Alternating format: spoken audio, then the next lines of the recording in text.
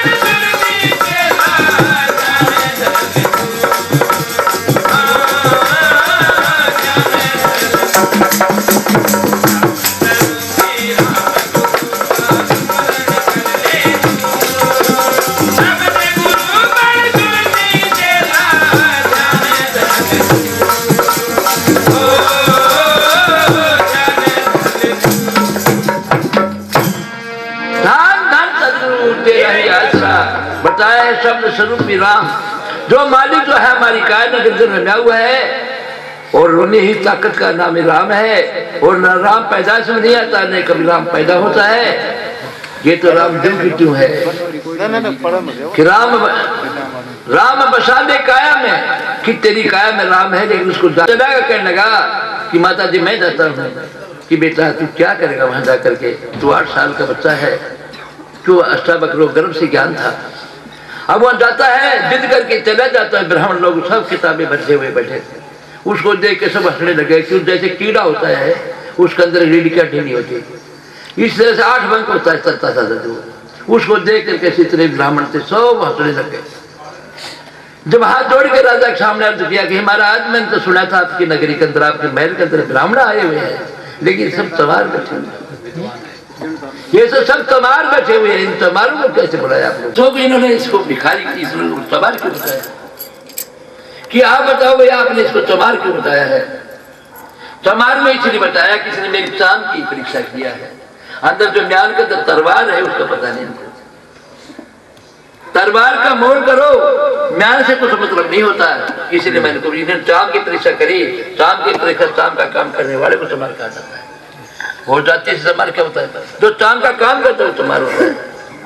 जब वो दिन कहा महाराज देखिए आप इसको दंड देते, तो राजा ने वो कहा कि 1.25 फुट स्टेज से ऊंची वहां बना दिया स्टेज, आप 1.25 फुट नीचे बैठ गया कि इसको बैठ कर जवाब देगा उसको मैं गुरु मान लूंगा।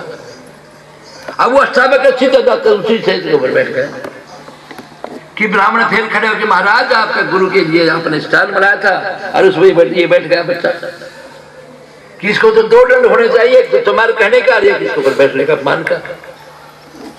वजीर ने फिर कहा महाराज जी आप इससे पूछो तो सही, इसलिए क्या है, क्यों बैठा है, कि तू आप इसके ऊपर क्यों बैठे, कि क्यों बनाया है, कि ये वो मैं इसलिए बनाया है कि जो इसको बैठने वाला मेरे गुरु के बारे में बताया कि ये सच है वो सच है कि आप दक्षिणा क्या देंगे।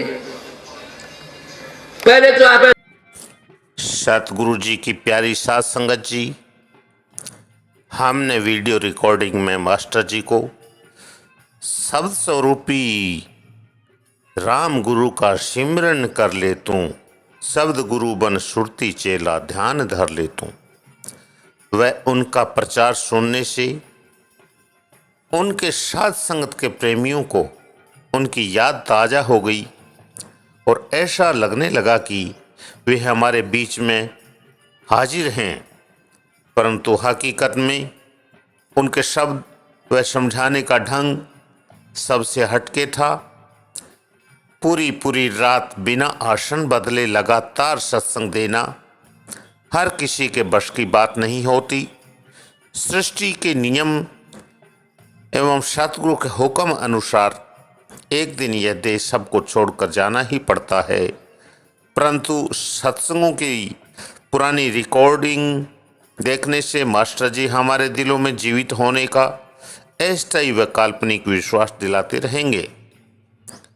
आज यह वीडियो रिकॉर्डिंग उनकी यादगार पलों को जिंदा करता प्रतीत होता है। गंगवा आगमपुर धाम, शिवला नगरी, रूहानी कॉलेज के सभी प्रेमियों को उनकी याद आती रहेगी। उनकी कमी सबको खलती रहेगी, उनकी कमी हमेशा हमें रहेगी। वे हमें प्रेम, कोशिश, लगन व परिश्रम का पाठ पढ़ा करके अपने निज वतन चले गए।